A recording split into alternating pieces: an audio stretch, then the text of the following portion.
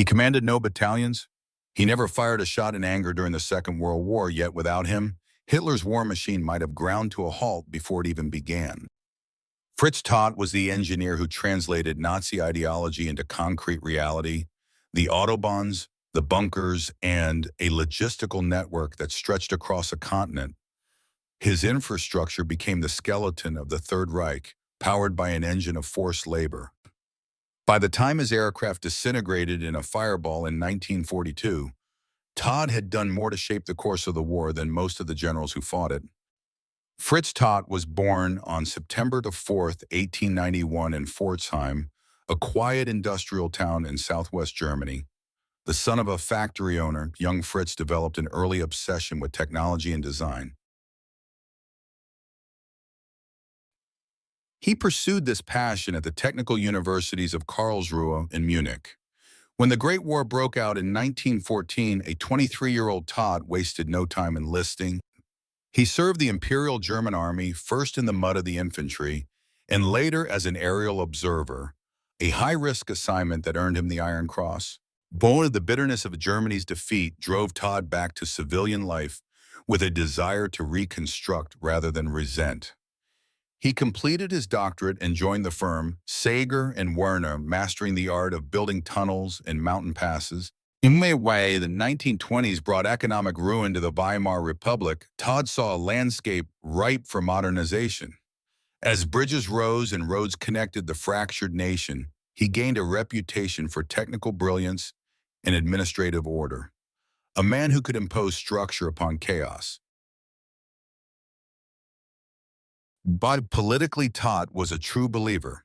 He joined the Nazi Party in January 1922, a decade before Hitler took power.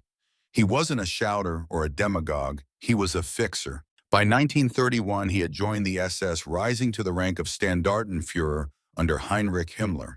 He navigated the growing Nazi bureaucracy with ease, positioning himself as the regime's ultimate technocrat.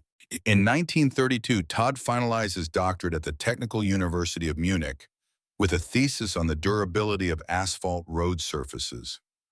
This meticulous research caught the eye of the industry. When the Nazis seized power in 1933, his blend of technical expertise and party loyalty made him the obvious choice for general inspector for German roadways. In this role, Todt spearheaded the Reichs Autobahn, the massive highway network that became the premier symbol of Nazi progress. These were more than just roads. They were propaganda in concrete, promising a sleek, unified, and mobile Germany. Leading an army of engineers and laborers, Todt became synonymous with efficiency and absolute loyalty. His power grew unchecked. As the party's chief technical officer, he oversaw virtually every major construction project in the Reich, ensuring that architecture and ideology marched in lockstep. Behind his pragmatic, professional exterior lay a committed Nazi who viewed technology as a spiritual tool for national destiny. By the late 1930s, Todt was no longer just an engineer. He was an empire builder, but his focus was shifting. The highways were finished. Now the Reich needed armor. His next creation would bear his darkest legacy, the Organization Todt by 1938. Fritz Todt was arguably the most powerful engineer in Europe, but he saw the storm clouds gathering. And as war approached, Germany needed more than tarmac. It needed fortifications, supply lines, and a construction force capable of mobilizing at military speed. That year, he founded Organization Todt OT, a paramilitary engineering corps that absorbed private firms, state agencies, and labor services under one iron-fisted command. Officially technical, it was in reality an industrial army. Architects and laborers alike were subject to Todt's rigid hierarchy, which demanded centralized control and total obedience. OT's debut project was the West Wall, known to the Allies as the Siegfried Line. This 630-kilometer defensive spine ran along the French border, comprised of thousands of bunkers, tank traps, and pillboxes. Construction began in 1938, utilizing professional crews alongside the semi-military Reich Labor Service. Todt coordinated over 500,000 men with the precision of a field marshal. The pace was punishing. By the invasion of Poland in September 1939, the West Wall boasted over 18,000 fortifications. Its value was immense, serving as a symbol of German invincibility and organizational might. However, its tactical utility was debated even then. Historians today suggest the West Wall was largely psychological, a bluff designed to deter invasion rather than physically stop it. Regardless, the project fueled Todt's rivalry with Hermann Goering and the four-year plan over raw materials. Todd's insistence that engineering must lead politics earned him grudging respect, but also powerful enemies. Organization Todt expanded relentlessly through 1939, building power plants and roads in annexed Austria and the Sudetenland. It became indispensable. When the tanks rolled, the Wehrmacht relied on OT to pave the way.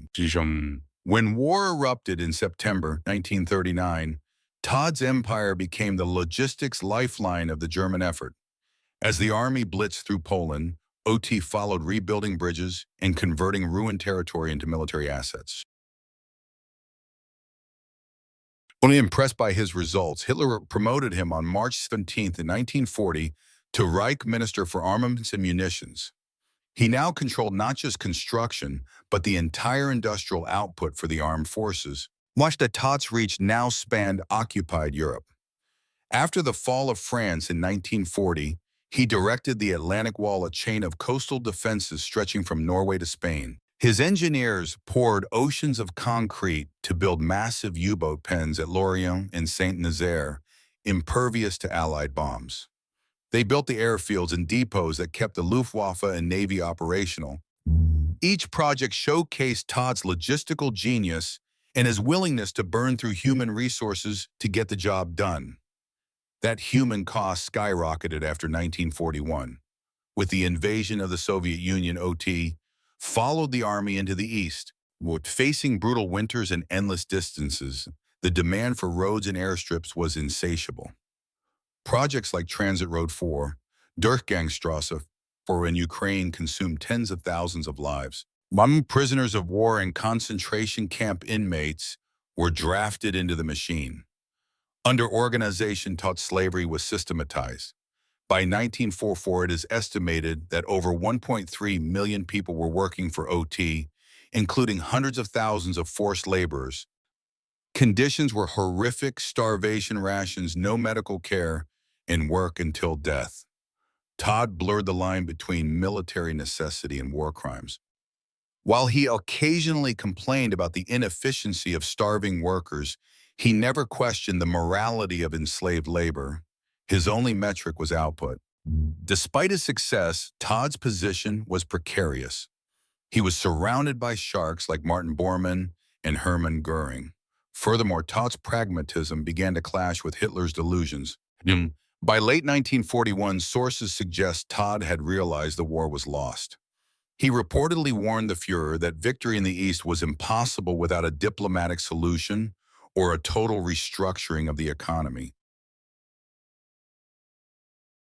Yet he kept the machine running, managing a logistics empire from the Arctic Circle to North Africa, but his realism was becoming a liability. As the Eastern Front bogged down, the relationship between Hitler and his favorite engineer began to fracture. What happened next would end Todd's career and his life in a single violent instant. In early February 1942, Fritz Todt arrived at the Wolf's Lair, Hitler's HQ in East Prussia. The atmosphere was toxic. On February 7th, Todt presented a bleak report on armaments.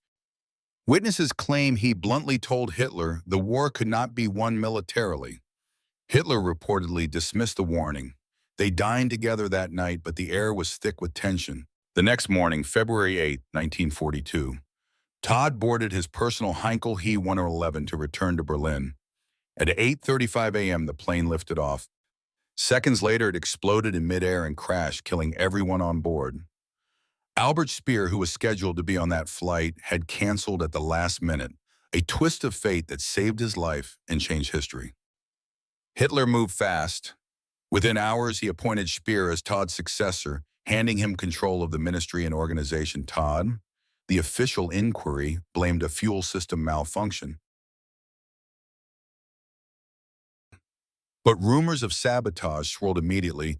Was it an assassination ordered by a furious Hitler, a hit by rivals like Goering or Bormann, or simply bad maintenance? The truth remains buried in the wreckage of history. And what is certain is that Todt's death unleashed a new phase of the war economy. Under Spear Organization, Todt grew even more monstrous. Also, forced labor became the standard, fueling the construction of weapon sites and underground factories like Mittelbau-Dora. The brutal efficiency of the later war years was built entirely on the foundation Todt had laid. After 1942, Todt's name faded, eclipsed by Speer's notoriety at Nuremberg. OT was declared a criminal organization, though few of its leaders faced justice. And the moral legacy of its founder remains a dark question. Some see Todt as a pure technocrat, a man devoted to order and engineering, blind to politics. Others see him as a facilitator of genocide, the man who gave the Nazis the physical capacity to wage a war of annihilation. In death, Fritz Todt remains an enigma, efficient, brilliant, and complicit.